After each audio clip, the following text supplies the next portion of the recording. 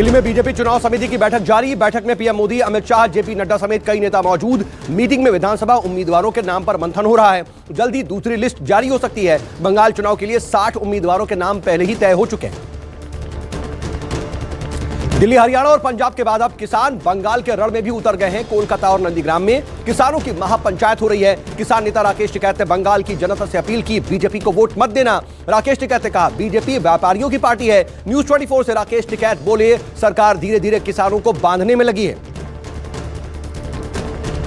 बंगाल की मुख्यमंत्री Mamata Banerjee wheel chair पर ही बंगाल में जगह जगह चुनाव प्रचार करेंगी। सूत्रों से खबर है कि ममता 15 मार्च को पुरुलिया में चुनाव प्रचार करेंगी। 16 मार्च को बाकुंडा में आयोजित एक रैली में भी भाग लेंगी। तो वहीं 17 मार्च को ममता बनर्जी झाड़ग्राम में चुनावी रैली को संबोधित करेंगी। कल टीएमसी अपना घोषणा पत्र ला सकती है। बंगाल की जनता के लिए अनेकों वादों के साथ टीएमसी के घोषणा पत्र में राशन की होम डिलीवरी का लुभावना वादा भी शामिल हो सकता है। आरएलएसपी का कल नीतीश कुमार की पार्टी जेडीयू में विलय होगा। कल दोपहर 2 बजे जेडीयू कार्यालय में विलय का कार्यक्रम रखा गया है। लेकिन बता दें कि इससे पहले कल उपेंद्र कुशवाहा को छोड़कर आरएलएसपी के प्रदेश अध्यक्ष वीरेंद्र कुशवाहा समेत बिहार झारखंड के तमाम पदाधिकारी तेजस्वी यादव की मौजूदगी में आरजेडी में शामिल हो गए थे। पूर्व केंद्रीय मंत्री यशवंत सिन्हा टीएमसी में शामिल हो गए। टीएमसी में शामिल होने के बाद सिन्हा ने मोदी सरकार पर जमकर निशाना साधा। कहा, इस सरकार का मकसद सिर्फ चुनाव जीतना है, जबकि देश के किसान और मजदूर परेशान हैं। देश में लोकतांत्रिक संस्थाओं को कमजोर किया जा रहा है। सिन्हा ने आरोप लगाया कि इस सरकार को रोकने वाला कोई नहीं बचा है। यशवंत सिन्हा बोले, देश में एक संदेश जाना चाहिए कि जो कुछ मोदी और शाह दिल्ली से चला रहे हैं, अब देश उसको बर्दाश्त नहीं करेगा। इस साल की अमरनाथ यात्रा की शुरुआत 28 जून से होगी और रक्षाबंधन तक जारी रहेगी। जम्मू में आज श्री अमरनाथ श्राइन बोर्ड की बैठक में यह फैसला लिया गया। अमरनाथ यात्रा 56 दिन तक चलेगी, जिसके लिए 1 अप्रैल 2021 से रजिस्ट्रेशन शुरू हो रहा है। बीते साल कोरोना महामारी के चलते वार्षिक अमरनाथ यात्रा को रद्द करना पड़ा था।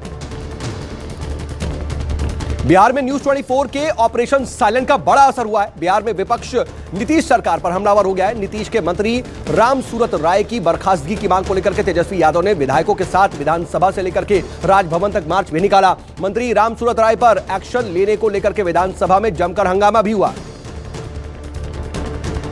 जम्मू कश्मीर पुलिस ने 9 वांटेड आतंकियों की फोटो जारी की है। ये आतंकी श्रीनगर में सक्रिय हैं। आतंकियों का सुराग देने वालों को इनाम भी दिया जाएगा। उधर डीजीपी दिलबाग ने यह कहा है कि जम्मू कश्मीर में 200 आतंकी सक्रिय हैं, जबकि 250 आतंकी पीओके में लॉन्च पैड पर मौजूद हैं।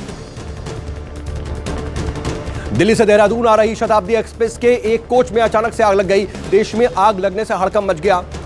लोको पायलट ने इमरजेंसी ब्रेक लगा करके ट्रेन को जंगल में ही रोक दिया। कोच को फौरन खाली कराया गया। इसके साथ ही आग वाले कोच से रेलगाड़ी से अलग करके दूसरे डिब्बों को सुरक्षित बचा लिया गया। ट्रेन में सवार सभी यात्री सुरक्षित हैं। जम्मू कश्मीर के सोपोर में आतंकवादियों ने एक बार फिर से सुरक्षा बलों को निशाना बनाया है। आतंकियों ने सोपोर बस स्टैंड के पास पुलिस चौकी पर ग्रेनेड से हमला किया। ग्रेनेड हमले में जम्मू कश्मीर पुलिस के 2 जवान घायल हो गए। दोनों घायलों को नजदीकी अस्पताल में भर्ती करवाया गया है। सुरक्षा बलों ने पूरे इलाके को घेर रखा है और सर्च ऑपरेशन जारी है। जम्मू कश्मीर में सुरक्षा बलों को बड़ी कामयाबी मिली है। सुरक्षा बलों ने शोपियां से 7 आतंकियों को गिरफ्तार किया है। पुलिस के मुताबिक 7 आतंकवादियों का कलेक्शन हिजबुल मुजाहिदीन से बताया जा रहा है। पकड़े गए आतंकवादियों के पास से 2 ग्रेनेड, 3 मैगजीन और 105 जिंदा कारतूस बरामद किए गए।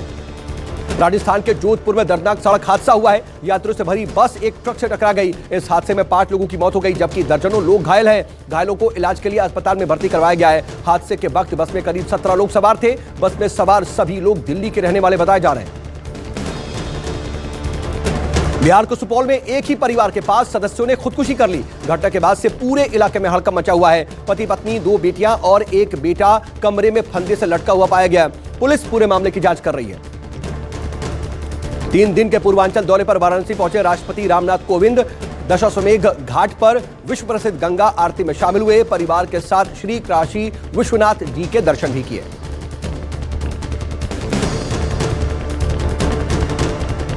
देश में कोरोना के मरीज तेजी से बढ़ते दिखाई दे रहे हैं। एक बार फिर एक दिन में 24,882 कोरोना के मरीजों की पुष्टि हुई है, जबकि 140 लोगों की मौत हो गई। दिल्ली में भी लगातार दूसरे दिन 400 से ज्यादा कोरोना के मरीज पाए गए, जिससे प्रशासन अलर्ट पर है। दिल्ली में 24 घंटे में 431 कोरोना के केस पाए गए, तो वहीं 2 लोगों की मौत हुई। मुंबई में कोरोना के बढ़ते मामलों को देखते हुए मुंबई की मेयर ने चिंता जाहिर की है। मेयर किशोरी पेडनेकर ने कहा कि महज 5% लोगों की वजह से मुंबई में कोरोना बेलगाम हो रहा है। कोरोना की बढ़ती रफ्तार को देखते हुए मेयर ने मुंबई के लोगों से अपील की कि अपनी आदतें सुधार लें, नहीं तो मुंबई लॉकडाउन की तरफ बढ़ रही है।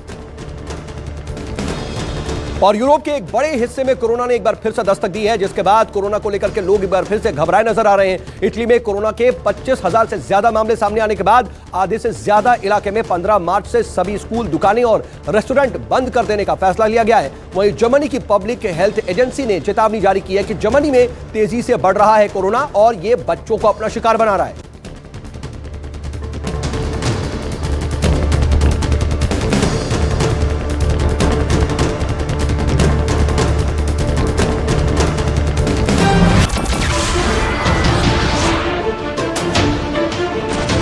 नमस्कार, मैं हूं मानक गुप्ता। अगर आपको हमारा ये वीडियो पसंद आया हो तो इसे लाइक और शेयर जरूर करें और हां, हमें सब्सक्राइब और फॉलो करना ना भूलें ताकि आप देश और दुनिया की कोई खबर मिस ना करें। तो जुड़े रहिए हमारे साथ और देखते रहिए न्यूज़ 24।